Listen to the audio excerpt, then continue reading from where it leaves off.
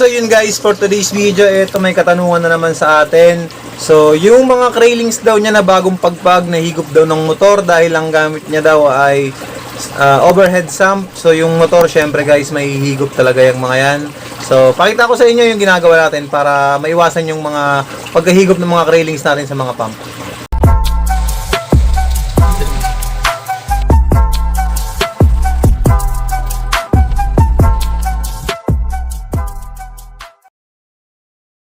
So yun guys, ito yung sa akin. So dito ko pinapagpag sa mga aquarium na ganito kaliliit yung mga bagong pagpag na railings natin. Kung mapapansin nyo dito, hindi tayo gumagamit ng overhead sump. Wala tayong overhead sump dito. Ang ginagamit lang natin ay ito, aerator lang na oxygen bubble lang. So yun lang ang gamit natin dito. Tapos meron lang tayong mga halaman. So mayroon tayong asola, duckweed, saka water lettuce dito para maiwasan lang yung pag-spike ng ammonia sa tubig natin. At the same time, ayan, paborito rin ng mga crayfish natin yan, ng mga railings natin yung mga halaman na yan.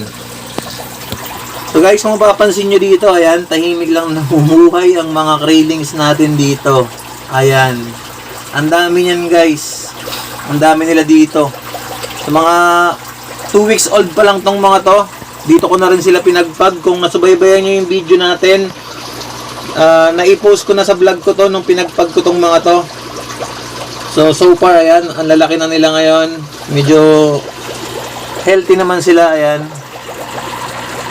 Kung napapansin nyo, napakadami nila nyan guys. So hindi talaga nabawasan yung mga railings natin dyan kasi oxygen bubble lang ginagamit natin dito. Yun nga ba sinasabi ko sa inyo eh. Kapag nag-alaga kayo ng mga crayfish, dapat may handa kayong lagayan. So, hindi pa pwedeng sama-sama sila dyan.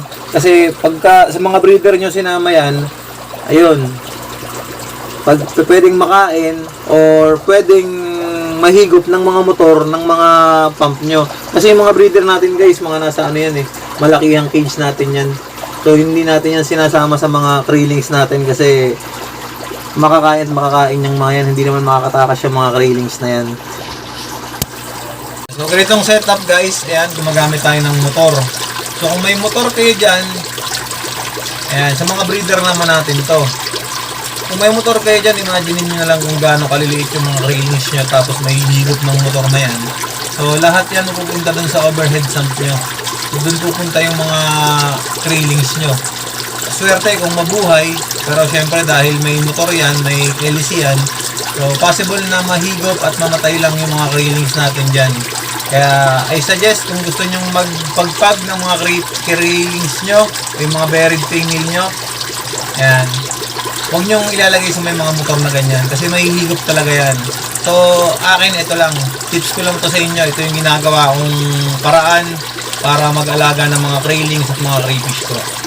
Ayan, so may nagtanong din sa akin kung hindi po ba mamamatay kapag wala pong sump filter yung mga railings natin. Guys, yung mga railings na yan, napakatitibay ng mga yan. Hindi naman yan basta-bastang bibigay. Pero kung ilang oras na at wala silang aerator kagaya nyan, hindi man lang gumagalaw yung tubig natin, ayan, possible mamatay ang mga railings nyo na yan. Talagang isa-isang titihaya yung mga yan.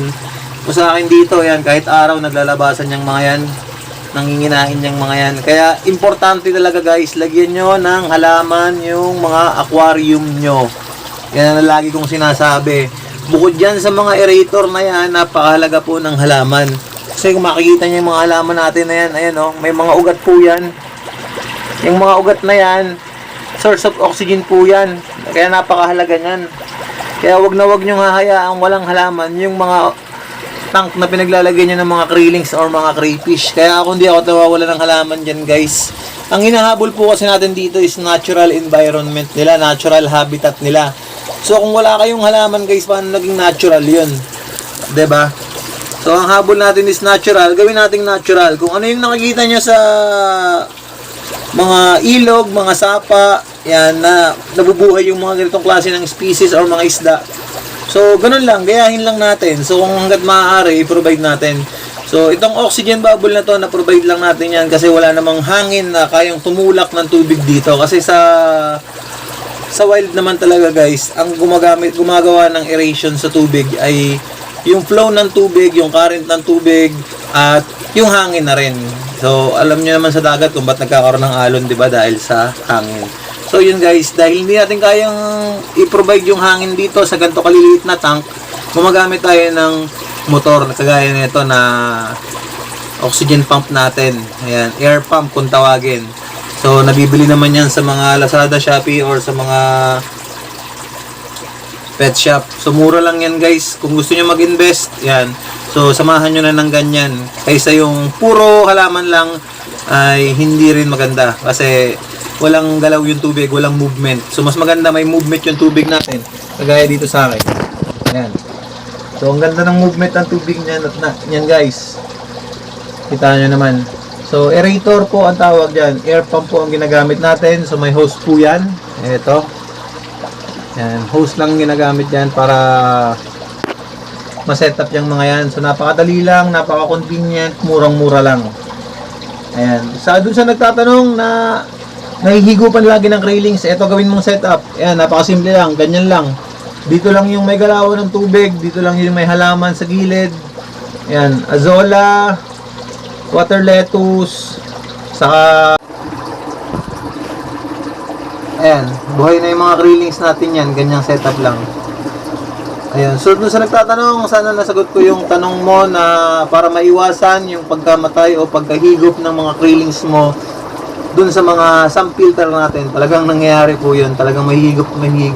Unless lagyan nyo ng net yung mga sump filter nyo para maiwasan yun. Pero kung tinatamad kayo at ayaw nyo gumawa ng mga ganon, ayaw nyo gumawa ng mga DIYs, ito na lang isinasuggest ko sa inyo. Ganitong setup na lang. Ayan. Aeration lang. Ayan. Air bubble lang natin yan. Yan. Air pump. Tapos mga halaman. Okay na yan guys. Goods na yan. Panlaban na yan. Pwede ka na makapagpadami ng crayfish dyan or ng mga craylings natin. Then pag malalaki na sila, ilipat nyo na sila sa grow out pond nyo. Kagaya na ito. Meron tayong grow out pond dito para paglagyan ng mga mas malalaki na nating mga crayfish. Hindi na sila craylings, crayfish na. So may mga water lettuce din tayo dyan. May motor to guys. Kasi pagka malalaki na yung crayfish natin, dito na natin nilalagay. So pinatay ko lang yung motor para makapag-vlog tayo kasi medyo maingay. Baka hindi natin marinig, puro lagas-las lang ng tubig maririnig natin kasi napakalakas ng bagsak ng tubig dito galing sa hose. So, yun lang. So, yun, hanggang dito na lang yung video natin guys. Gusto ko lang ipakita sa inyo yung setup na ginagawa natin. At sa mga bagong tambay lang sa channel natin, yan, subscribe na rin kayo sa channel natin guys para na-update ko kayo tuwing gagawa ko ng video tungkol sa pag-aalaga ng mga ARC or mga lobster na inaalagaan natin. Okay, maraming salamat.